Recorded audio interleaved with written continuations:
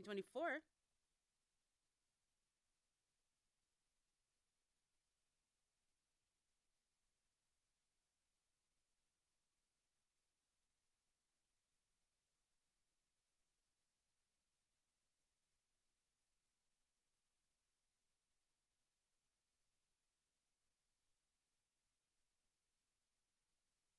Minutes from the November 9th, 2023 Board of Directors meeting.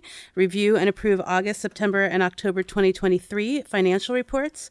Review and approve recommendation to award Humboldt Recycling LLC as a successful proposer for Cummings Road landfill leachate transportation and disposal services. D, authorize executive director to submit letter to Fortuna City Council. And E, approved amendment number 3 to extend services agreement with Nancy Diamond for legal. I know that Director Keller Heckman had requested that remove B. Does anybody else have anything they'd like to remove? Nope. All right. You want to can we get a motion for everything but? I'll move we approve every item on the consent calendar except 2B. Second that. All right, we have a motion by Director Jones and a second by Director Katie. All in favor? Aye. I'm going to abstain as I wasn't present for the conversations for minutes and so forth. Perfect. All right, can we get a staff report?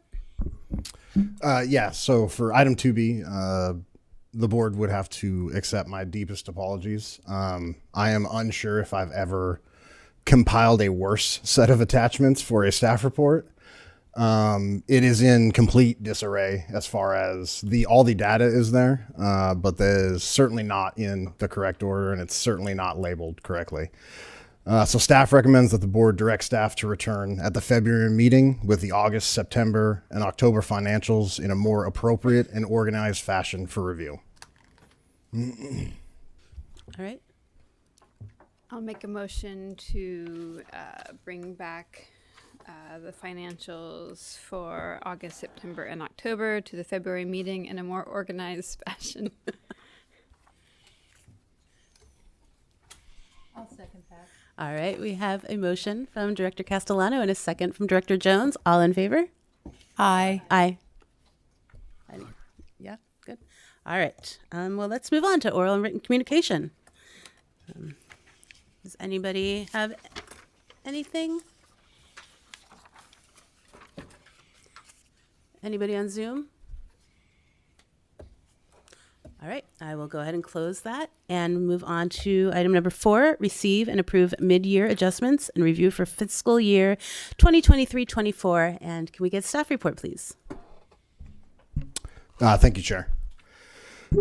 So in this presentation, we will briefly touch on the authority's current revenues and expenditures as compared to budget projections. We'll provide an update on reserve funding as well as recommended adjustments for mid-year. The current overall opinion of staff has regarding the authority's finances at the halfway mark, I will touch on later as well.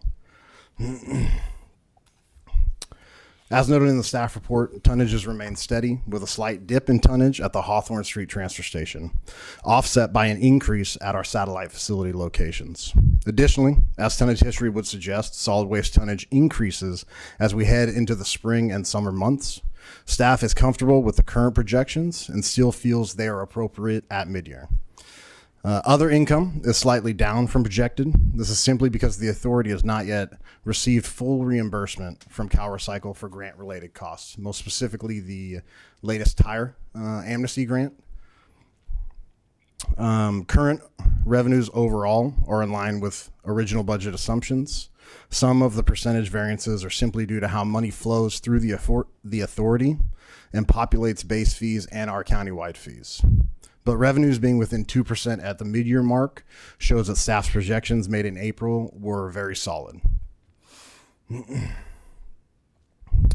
The current expenditures here reflect actual costs incurred by the authority by December 31st of 2023, with the understanding that not all vendor invoices are received by the authority prior to board packet finalization. A prime example of this is the countywide pass-through fees. These are generally paid out on a quarterly basis, and as you can see here, this causes the budget to actuals to be skewed significantly lower than it should be. These fees will be paid out in the second half of this month, and while it will not be reflected here, they are also currently on track as projected.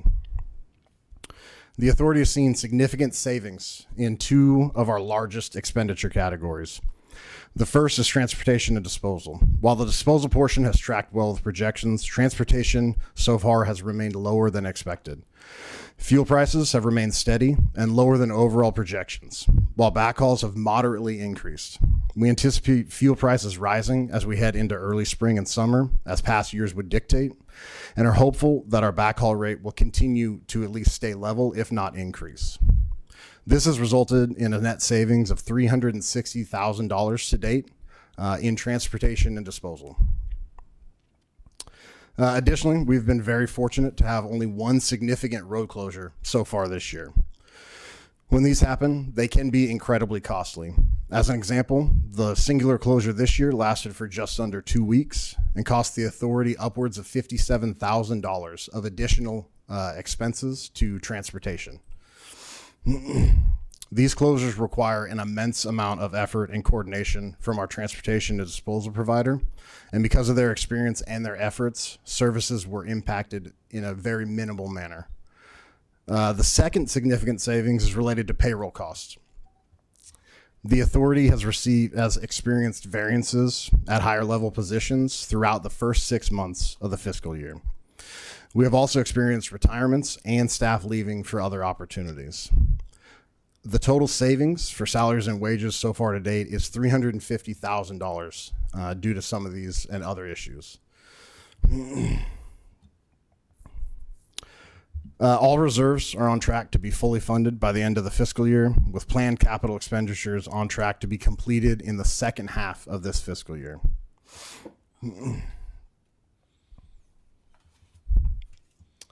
With overall revenues as expected and expenses coming in slightly under predictions, this has resulted in a net positive position of just under $620,000, with the caveat that approximately $200,000 of that is undispersed countywide fees, as touched on earlier.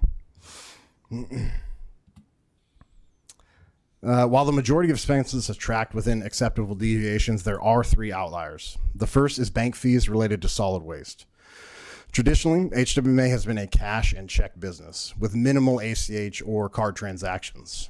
Since the COVID-19 pandemic, staff has continued to work towards accepting a variety of electronic payments to not only reduce staff time in handling cash and checks, but increase ease of use for our everyday customers. As these options are new, predicting participation can be difficult, but staff believes an additional adjustment of $15,000 should suffice for the rest of this fiscal year. But staff will continue to track its use and ensure that any increases are taken into account in future budgets. Another proposed adjustment is repairs and maintenance equipment to the solid waste division. Budgeting for this line item can prove difficult due to the wear and tear of solid waste material movers. And unfortunately, a majority of the expenditures are related to a singular piece of equipment, our residential wheel loader, which has suffered a catastrophic breakdown, resulting in nearly $30,000 in unbudgeted and unplanned for repairs. The proposed adjustment is simply to offset that cost, plus a margin for potential unknown issues relating from that repair at the time of the staff report. And the final category is repairs and maintenance facility, again for solid waste division, which is tracking just north of predictions. With several planned repairs upcoming related to the organics facility, this small adjustment should suffice to ensure we can facilitate all of those repairs necessary. These proposed changes total $74,000, and staff recommends offsetting them with the savings realized within salaries and wages. This will ensure no impact to the solid waste management fee going forward. With that, staff recommends the board approve the proposed adjustments and with it approve fiscal year 2023-24 mid-year budget. And as always, staff is available for questions should you have them. Thank you, Director Keller-Heckman. I will open it up to the board. Does anybody have any questions?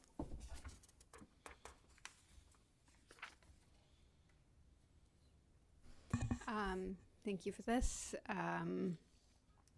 have there been challenges, with the reduction in staffing and kind of other staff members being overworked or? So it's probably an answer for both ways. There obviously has been a challenge for the absences at high level staff, most notably the director of finance, which has now been filled, and the director of operations, which unfortunately remains vacant. But when this board chose to close the Eureka Recycling Center, one of the major aspects of closure was ensuring there were no layoffs, ensuring we had options for staff that would be affected. And in that time, we have done a wonderful job of cross-training all staff. Several staff have cross-trained up at the Cummings Road landfill. They've cross-trained over at hazardous waste. But as certain entry-level or low-level staff has exited or taken new opportunities, management has not filled those positions. The cross-training for those individuals will come at a later date, and we did not need to add even more bodies to the cross-training regimen that we could afford to not have, if that makes sense. So to combat this attrition, when I remember that we're talking about a salary survey, is that something that we have budgeted for this year, or is that for? So we did not budget for the salary survey this year, but with the significant savings in salary and wages so far, it is something that we could look at in the second half of this fiscal year for sure. Yeah. And how is it going with the other positions that you're recruiting for? I mean, there's two. There's the director of operations, and then there was the communications specialist. Yeah. So we have had the second round for the education and outreach specialists. We have had a very good turnout. So we do have some potential candidates that we'll be meeting with next week and the week after. As far as the director of operations, we currently are still pursuing other applicants.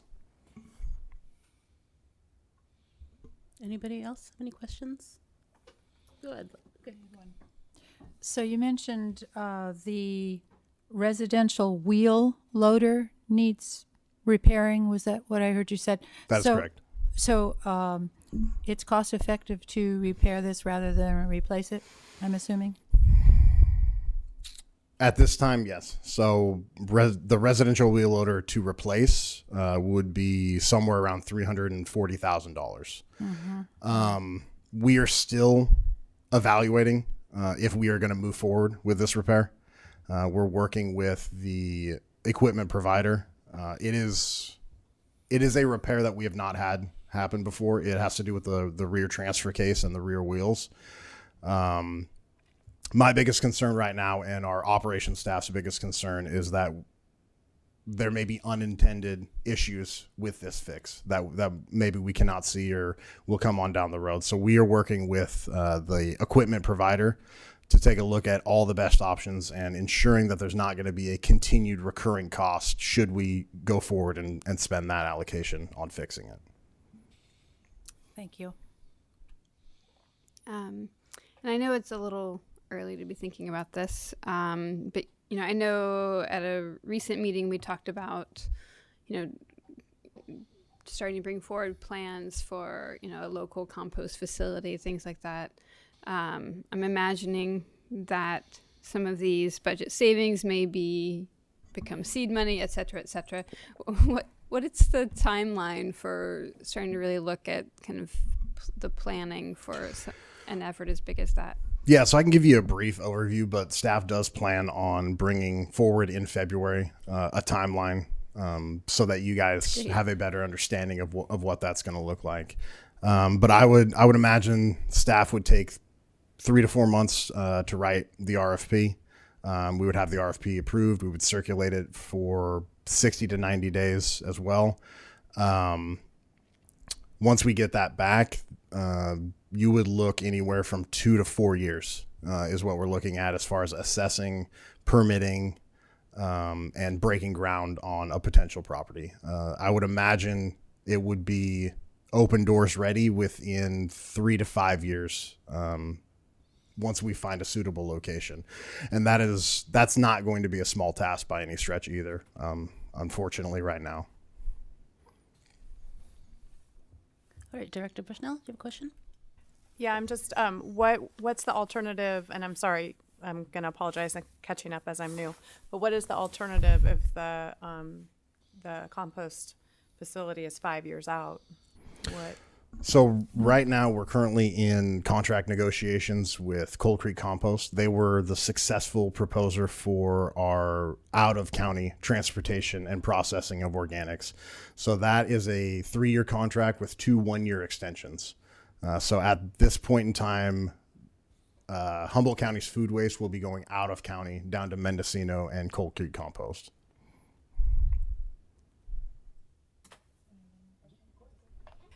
Thank you. And my second question is around the $15,000 increase for solid waste bank fees. Is that just credit card processing fee? Yes. And that is that a yearly? That's a yearly perception? Or, Yes, that is correct. Okay. Yep. And So it would, the original budget is $65,000. We're requesting an increase to that of $15,000, and it's simply due to traditionally we have not offered some of these payment methods, and so more staff time has been allocated to handling cash and checks. And this year we're seeing a larger uptick in participation in bill pay online, ACH, credit transactions, things like that. so the 15,000 is just for the processing fee, not including staff time. That is correct. Okay, thank you. All right, I'm going to open it up to public comment, and then we can come back to the board if they have any more questions. Do I have any public comment? Anybody online? All right, I will bring it back to the board for any more questions or a motion.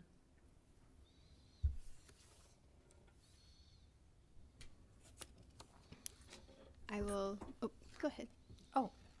Well, I would move that the board approve the mid-year budget with the adjustments noted by staff. Second. All right, we have a motion from Director Jones and a second from Director Castellano. All in favor? Aye. I'm going to abstain. Just I don't have enough information as being the new member. All right, wonderful. The motion carries. And we will move on to standing item board member reports. Does anybody have anything to report out?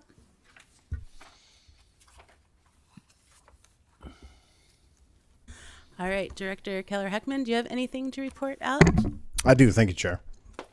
So we got 2 items. The first is staff has received a request from Margaret Gaynor to share a save the date invitation for a zero waste workshop on January 25th, 2024 in Bayside.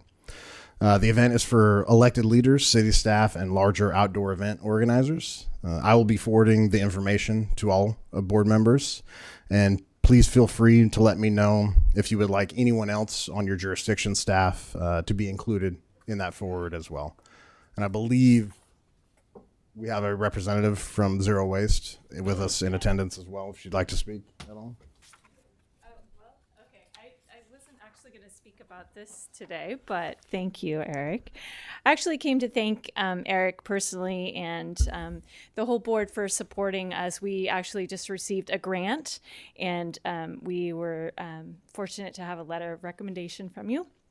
So thank you very much from the Rose Foundation, and that is in the effort for the reuse building materials salvage yard project that we are a part of. And that's actually why I came today, to just put that out there to you guys so you know that that's starting to happen in our community, and we would love to partner with you on seeing that happen to help offset and divert waste in our county, and also hopefully provide jobs. So that's another part of it. In terms of the training, yes, please come to it if you can. Spread the word. It is not an actual zero waste board event. However, because Maggie Gaynor, is a founder of Zero Waste Humboldt, she is very well versed in consultation services on the subject. And so she is going to have a wealth of knowledge on the subject. So please, yes, come. Thank you. Thank you so much. And then the second item for the ED report is staff found out late in December that we were awarded $2.7 million from CalRecycle for the organics grant.